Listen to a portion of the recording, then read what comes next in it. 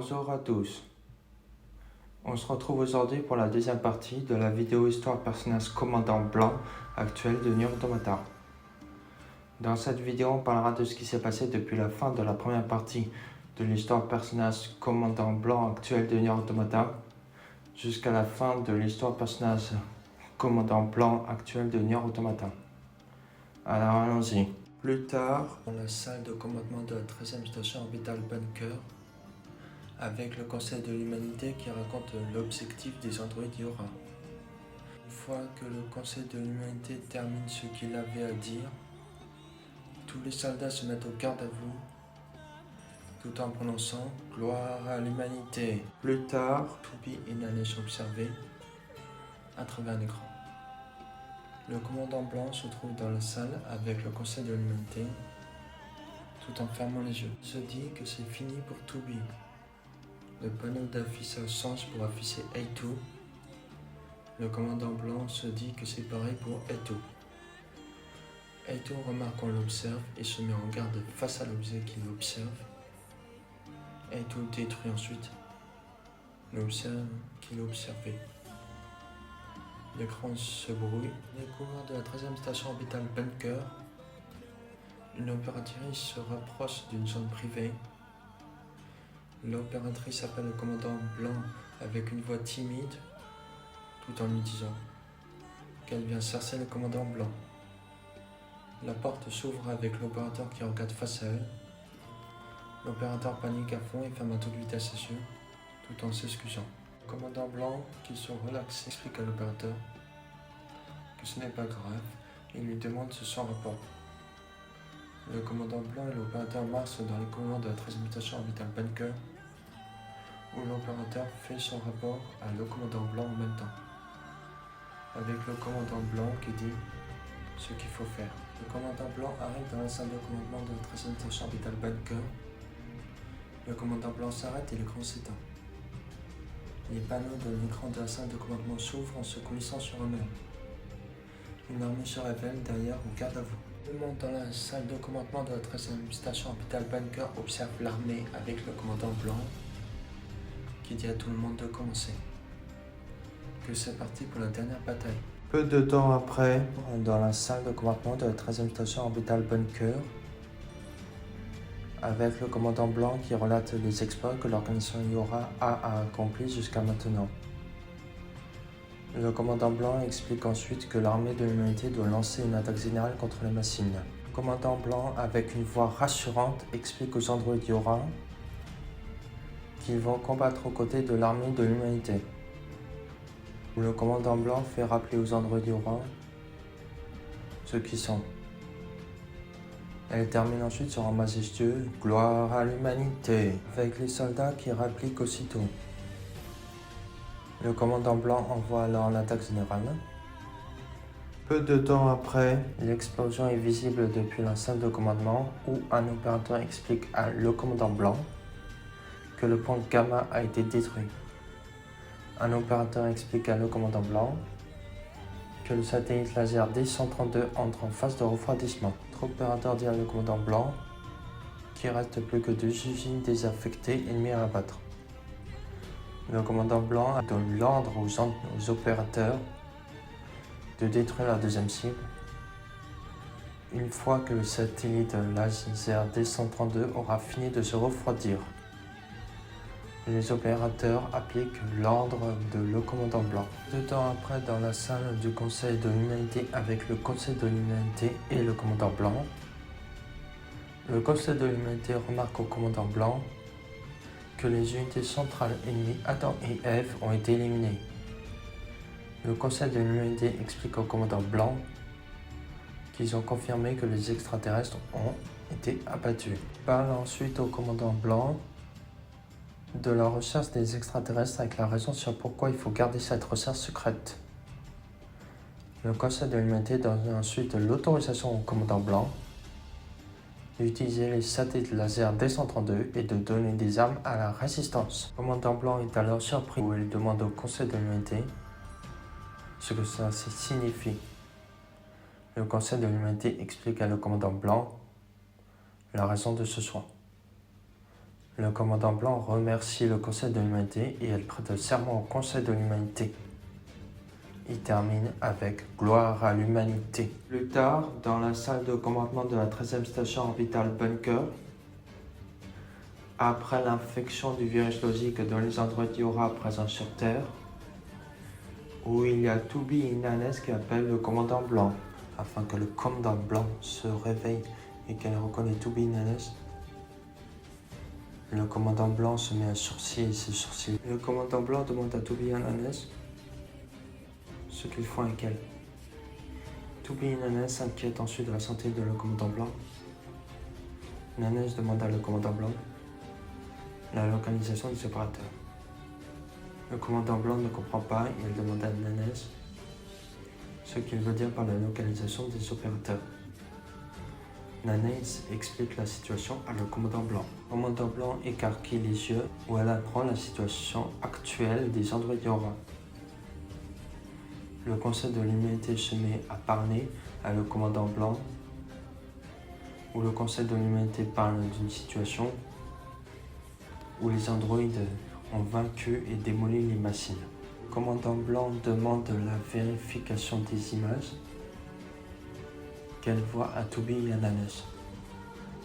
Nanes explique à le commandant blanc que les communications sont coupées et montre des fausses images à travers un piratage. Tubi explique à le commandant blanc la façon sur comment les androïdes Yora ont été piratés. Elle dit aussi, par la même occasion, que le bunker a lui aussi peut-être été piraté. Grand sens d'un coup où un rire féminin se fait entendre en félicitant Tubi et en lui disant qu'il faut être doué pour remarquer ce piratage. L'opérateur 60 se montre ensuite sur l'écran. Le commandant blanc appelle ensuite l'opérateur 60. Nanes remarque que ce n'est pas l'opérateur 60. Les filles en robe rouge parlent avec leur voix à travers le corps de l'opérateur 60, où elles expliquent qui elles sont. Le commandant blanc reste fixé ses yeux. Tubi demande tout de suite si ce sont les machines. Les filles en robe rouge, à travers le corps de l'opérateur 60, parlent d'eux-mêmes avec de leurs exploits qu'ils ont fait sur les androïdes. Tubi se demande ce que veulent dire les paroles qu'elle entend. Le commandant blanc demande la localisation des opérateurs. Les filles en robe rouge, à travers le corps de l'opérateur 60, constatent que les androïdes devant elles n'ont pas remarqué, où elles disent avec un air ravi que les opérateurs sont avec eux. Tous les opérateurs qu'ils se laissent tomber du plafond afin de redescendre sur le sol. Tubi, Nanes et le commandant blanc se retrouvent encerclés par les opérateurs. Tubi et Nanes saisissent leurs armes face à ce qu'ils voient. Le commandant blanc ne s'attend pas, au contraire, que les opérateurs étaient possibles d'être piratés. Nanes demande une solution à Tubi. Le commandant blanc demande aux filles en robe rouge, à travers le corps de l'opérateur 60, la raison de ce choix. Les filles en robe rouge, à travers le corps de l'opérateur 60, répondent avec admiration à le commandant blanc que c'est fait. Les opérateurs s'élancent vers Tubi, Nanes et le commandant blanc. Pod 42 prévient Tubi qu'il est en train d'amener un module de vol vers elle à l'extérieur, pour que le module de vol prépare ensuite à tirer et qu'un rayon laser part pour aller vers l'endroit où ils sont. Un trou géant se crée à travers l'écran de la salle de commandement de la 13e station orbitale Bunker, où tous les objets se font aspirer avec force et vitesse. Tubi et Nanes, avec la compagnie de le commandant blanc, font apparaître rapidement un bouclier énergétique autour d'eux. Les opérateurs disparaissent par le trou produit par le module de vol. Le commandant blanc arrive à appuyer sur un bouton malgré cette pression intense devant. La zone autour d'eux devient rouge afin qu'ils descendent dans le pénombre de la salle de commandement et que le sol se referme derrière eux. Tubi, Nanes et le commandant blanc se déplacent. Le commandant blanc, d'une voix ferme, explique qu'il passe par le couloir d'évacuation afin d'aller au hangar. Il s'arrête alors tout d'un coup. Il parle ensuite de la raison sur pourquoi Ils ne sont pas contaminés par le virus logique.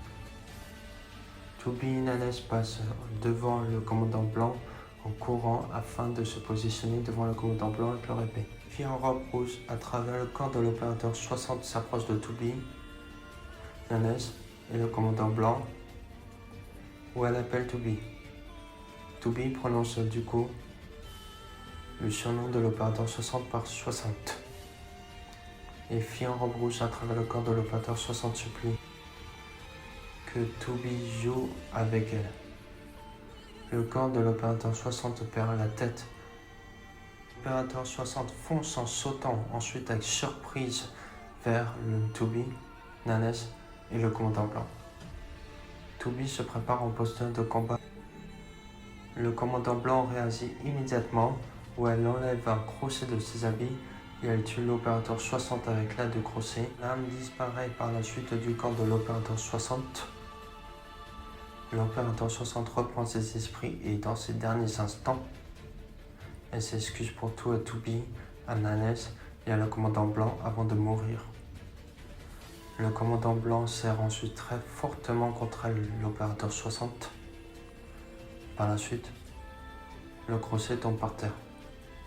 Le commandant blanc s'excuse auprès de l'opérateur 60. Le commandant blanc dépose délicatement l'opérateur 60 sur le sol, où Toby regrette en même temps la mort de l'opérateur 60. Une alarme se retentit violemment, ce qui les fait surprendre. Les filles en robe rouge ricanent et expliquent qu'on ne peut pas la tuer de la manière qu'ils ont fait, ce qui fait surprendre Toby, Nanes et le commandant blanc.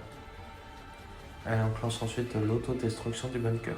Nanes interpelle le commandant blanc de se remettre en route et Toby, Nanes et le commandant blanc se remettent en route vers leur hangar avec l'opérateur 60 laissé à cet endroit sous le sol. Toby, Nanes et le commandant blanc arriveront en gare en courant. Toby se retourne à toute vitesse et dit à le commandant blanc de venir. Le commandant blanc s'arrête. Le commandant blanc explique à Toby qu'elle reste au bunker avec une voix déterminée et les yeux fermés, pour ensuite ouvrir ses yeux à Toby et à Nanes, qu'elle détient aussi les virus logiques. Toby et Nanes sont alors surpris. Le commandant blanc explique à Toby et à Nanes que c'est à travers de sa synchronisation qu'elle est aussi affectée. Toby essaie de convaincre le commandant blanc, ce qui échoue, où le commandant blanc en profite pour donner la raison du choix pour eux de partir et pour elle de rester avec pour finir un ordre sur Toby et Nanes de partir. Où le commandant blanc ferme aussitôt la porte entre elle et Toby avec Nanes. La 13e station avait un bunker avec tous les compartiments qui explosent. Merci à tous d'avoir regardé cette vidéo. N'oubliez pas de mettre un pouce bleu, de vous abonner si ce n'est pas déjà fait, d'activer la petite cloche et au revoir.